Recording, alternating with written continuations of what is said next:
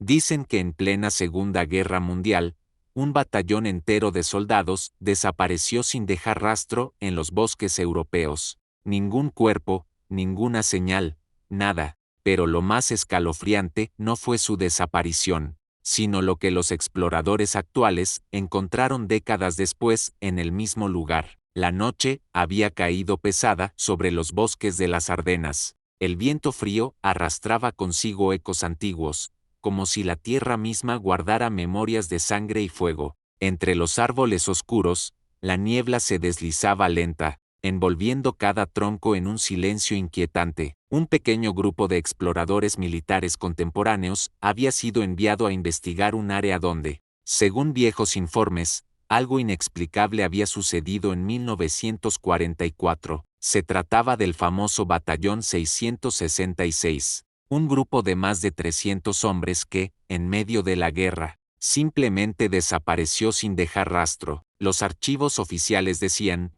posible deserción masiva, bajas no confirmadas, pero los rumores eran otros. Nadie vio cuerpos, nadie encontró armas abandonadas, nadie escuchó disparos, simplemente, se desvanecieron en la nada. El teniente Ramírez, al frente del equipo actual, revisaba sus notas con una linterna tenue. Dicen que el último mensaje del batallón fue confuso, palabras cortadas, como si alguien más hubiera tomado la radio, murmuró, con el ceño fruncido. El soldado Morales tragó saliva. ¿Y qué fue lo que dijeron exactamente? Ramírez levantó la vista, como si dudara en pronunciarlo. Finalmente respondió en voz baja, decían que las sombras nos rodean, y los que marchan no son humanos. Un silencio espeso cubrió al grupo. El crujido de las ramas bajo sus botas parecía resonar demasiado fuerte en la oscuridad, pero lo que los soldados ignoraban era que no estaban solos,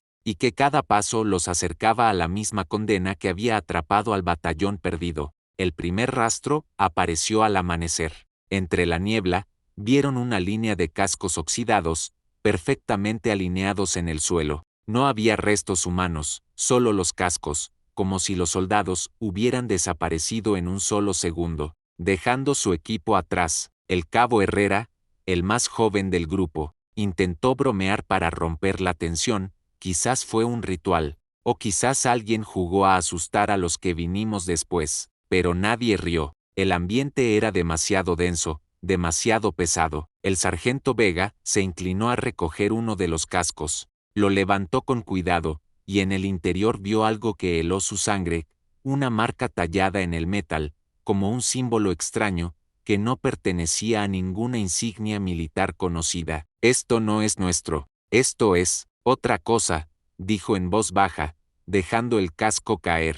Lo que el sargento no sabía es que esas mismas marcas habían sido reportadas en informes clasificados de fenómenos paranormales, pero el ejército había decidido enterrarlos en secreto. A medida que avanzaban, los árboles parecían cerrarse sobre ellos. El sol apenas podía atravesar la copa espesa, y la sensación de estar siendo observados crecía con cada minuto. De pronto, escucharon pasos, claros, firmes, como el avance de un pelotón. Ramírez levantó la mano, ordenando silencio. Todos se agacharon, apuntando con sus armas hacia la dirección del sonido, y entonces lo vieron. Entre la bruma, figuras uniformadas marchaban lentamente, como si siguieran un compás militar. Sus siluetas eran claras, pero no tenían rostro, solo sombras envueltas en uniformes antiguos, avanzando al unísono. El cabo Herrera soltó un grito ahogado. «Es imposible».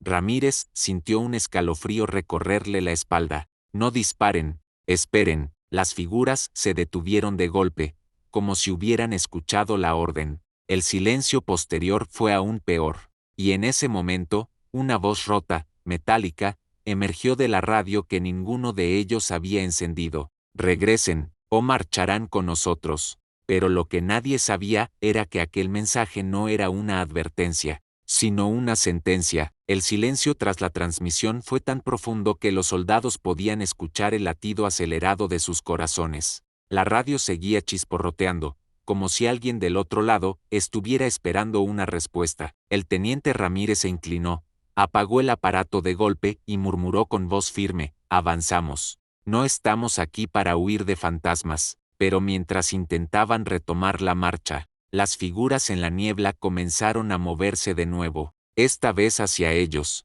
El cabo Herrera tropezó hacia atrás, levantando su rifle. Nos vienen encima, teniente. Ramírez levantó la mano. Alto el fuego, nadie dispara hasta que yo lo diga. Las sombras seguían acercándose, y con cada paso, el aire se volvía más frío. Los hombres notaron cómo su aliento se condensaba frente a sus rostros, a pesar de que aún era de día. No eran simples ilusiones, algo real se manifestaba frente a ellos. El sargento Vega, que siempre había sido el más escéptico, dio un paso adelante. Voy a comprobarlo. Antes de que alguien pudiera detenerlo, caminó hacia una de las figuras. La niebla lo envolvió, tragándoselo. Desde afuera, apenas se distinguía su silueta, y entonces, un grito desgarrador rompió el silencio. Vega salió tambaleando, los ojos desorbitados, las manos ensangrentadas. No tienen rostro, no tienen nada, solo vacío. Todos retrocedieron horrorizados. Ramírez lo sujetó por los hombros. ¿Qué viste? Habla. El sargento respiraba entrecortado. Es como mirar un uniforme, lleno, pero sin nadie adentro. Pero lo que no se atrevió a decir en voz alta era peor.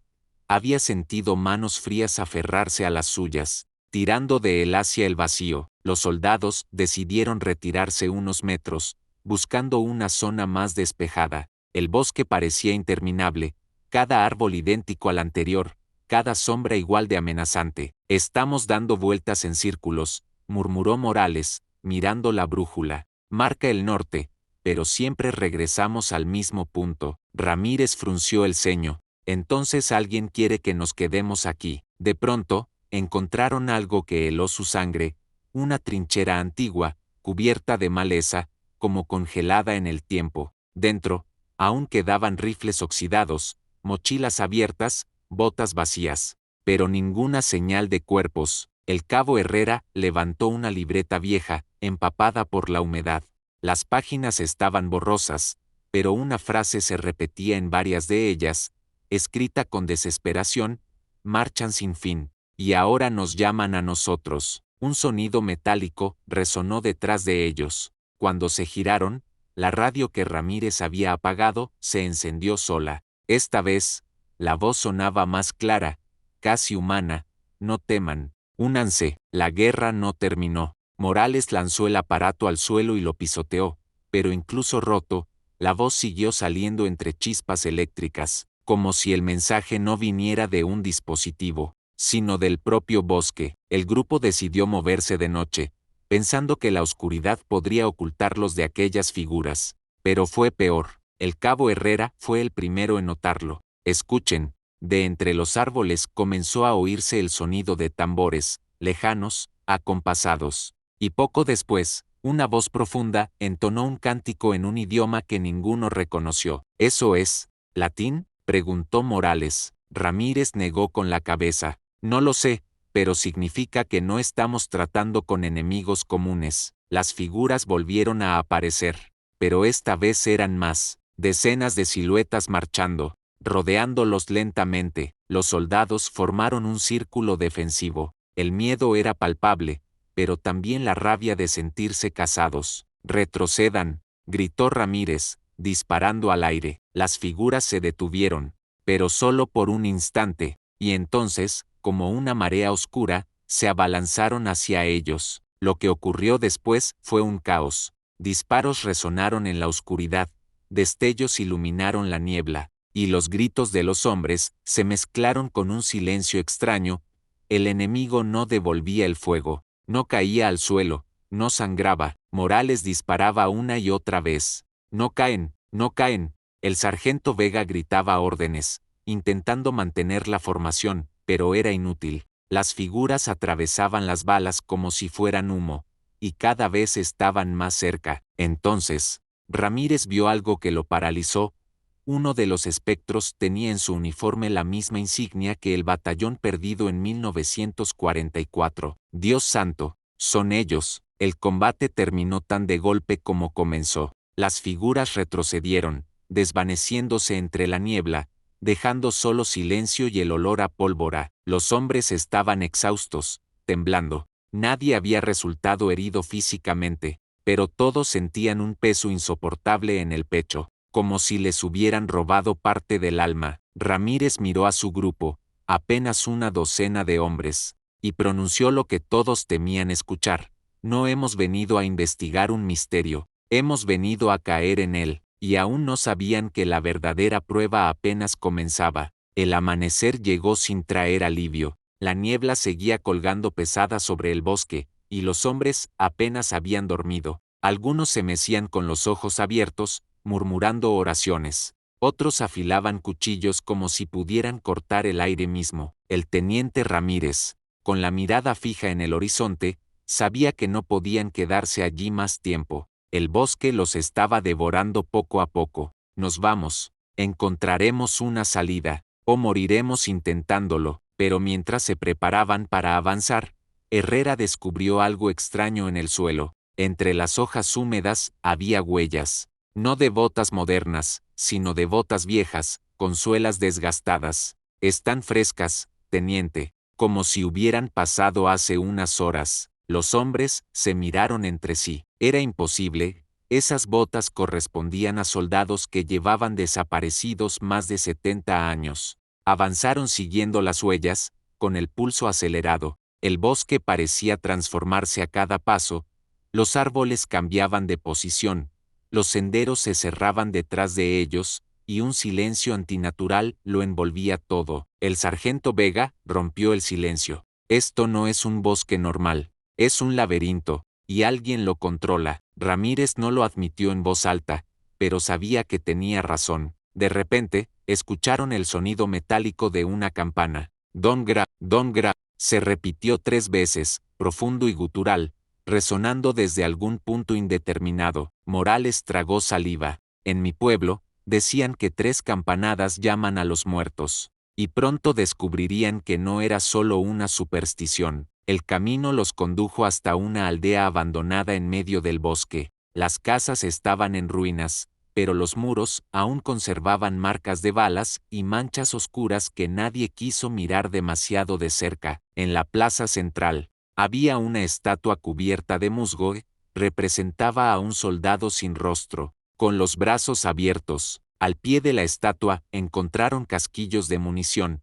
raciones militares podridas, y un casco con la insignia de su propio batallón. Herrera retrocedió aterrado. Esto no puede ser. ¿Cómo llegó esto aquí? El silencio se quebró cuando la radio rota volvió a emitir sonido, aunque nadie la llevaba encima. La voz se escuchó clara, como si hablara directamente en sus cabezas. Ellos ya marcharon. Ahora es su turno. La paranoia comenzó a devorar al grupo. Cada sombra parecía un enemigo, cada crujido una trampa. Uno de los soldados, Pérez, perdió el control y comenzó a disparar contra un árbol, jurando haber visto un rostro mirándolo desde la corteza. Ramírez lo desarmó a la fuerza. Basta, si perdemos la cabeza, estamos muertos. Pero la verdad era que ya la estaban perdiendo poco a poco. El cabo Herrera, temblando, confesó algo que había ocultado desde la primera noche. Cuando me acerqué a esas figuras, sentí que me susurraban mi nombre, no el mío, el de mi abuelo. Él sirvió aquí, en esta misma división, y nunca volvió. De pronto, todo encajaba. Los espectros no eran simples apariciones, eran un eco de los soldados caídos, arrastrando a los descendientes a su misma condena. Decidieron abandonar la aldea, pero antes de irse notaron algo aún más perturbador. En una de las casas, sobre una mesa, había un cuaderno más reciente, con fechas del año en curso. Vega lo abrió con manos temblorosas. En la última página, escrito apresuradamente, solo decía: si lees esto, significa que ya te escucharon. No corras, no luches, no hay salida. Los hombres quedaron helados. Ramírez cerró el cuaderno y lo arrojó al suelo. No acepto esto. Debe haber una salida, y la encontraremos. El bosque respondió con un rugido ensordecedor, como si la tierra misma protestara, y entonces comenzó la persecución. De entre la niebla surgieron decenas de siluetas marchando al unísono, sus pasos resonaban como truenos. Ya no eran sombras difusas, eran soldados completos, con uniformes de distintas épocas, desde la Segunda Guerra hasta conflictos recientes, todos sin rostro, todos avanzando hacia ellos. Los hombres corrieron. «Vamos, vamos», gritó Ramírez. La persecución fue brutal. El terreno se transformaba a cada paso, raíces que se alzaban para hacerlos tropezar, ramas que caían como cuchillas, la niebla cerrándoles el paso. Morales cayó y casi fue alcanzado por una figura que lo sujetó del tobillo. La sensación era como hielo quemándole la piel. Ramírez lo rescató a tiempo, disparando en vano contra el vacío, pero por cada segundo que pasaba, las figuras estaban más cerca. Llegaron a un claro donde se levantaba una torre de vigilancia militar en ruinas. Subieron apresuradamente, buscando refugio. Desde arriba, podían ver cientos de espectros rodeando el lugar, marchando en círculos, como un ejército infinito atrapando a su presa. Vega miró hacia abajo, desesperado. «No hay escapatoria, teniente, nos van a devorar vivos». Ramírez apretó los dientes. «No pienso rendirme. Si quieren arrastrarnos, tendrán que luchar por ello». Pero entonces ocurrió algo aún peor. La radio del puesto, cubierta de telarañas, se encendió sola y transmitió la voz de un oficial con tono solemne: «Se ha completado el círculo. Bienvenidos al batallón eterno». Los hombres quedaron en shock. No estaban siendo cazados al azar. Eran reclutados, uno por uno, para un ejército que nunca descansaría. El asedio duró horas. El sol cayó y la oscuridad se hizo total. Dentro de la torre, los soldados comenzaron a escuchar pasos subiendo la escalera, pero cuando disparaban, no había nadie. La madera crujía, las paredes vibraban, y una voz repetía en bucle: «Marchen, marchen». Pérez perdió el control y saltó por la ventana, gritando. Nadie lo vio caer. Solo se escuchó el eco de su voz apagándose en la distancia. Uno a uno, comenzaron a sentir la tentación de rendirse. La niebla susurraba nombres, ofrecía descanso, prometía reunirse con los caídos. Pero Ramírez resistía. «Escúchenme, no somos parte de ellos. Aguanten». Cuando parecía que todo estaba perdido, un destello iluminó el cielo. «Bengalas de rescate. El comando nos está buscando», gritó Morales. Las bengalas atravesaron la niebla, y por un momento las figuras retrocedieron, aullando como si les quemara la luz. Era la última oportunidad. Corrieron fuera de la torre y siguieron la luz, esquivando manos invisibles que intentaban arrastrarlos al suelo. La persecución fue brutal, caídas, gritos, disparos sin sentido, pero al fin, atravesaron la última línea de árboles. La niebla se disipó, y allí, frente a ellos, estaba el equipo de rescate con luces y helicópteros. Todos cayeron al suelo, exhaustos, llorando de alivio. Ramírez, con lágrimas en los ojos, miró atrás. La niebla seguía quieta, como un muro invisible, y entonces lo entendió: no habían escapado por completo. El bosque los había dejado salir, porque quería que contaran la historia. Semanas después, los sobrevivientes fueron interrogados. Nadie creyó del todo su relato. Los informes oficiales hablaron de desorientación colectiva y alucinaciones por estrés, pero entre los soldados que estuvieron allí, el silencio se volvió ley. Ninguno volvió a dormir en paz. El teniente Ramírez guardó un secreto.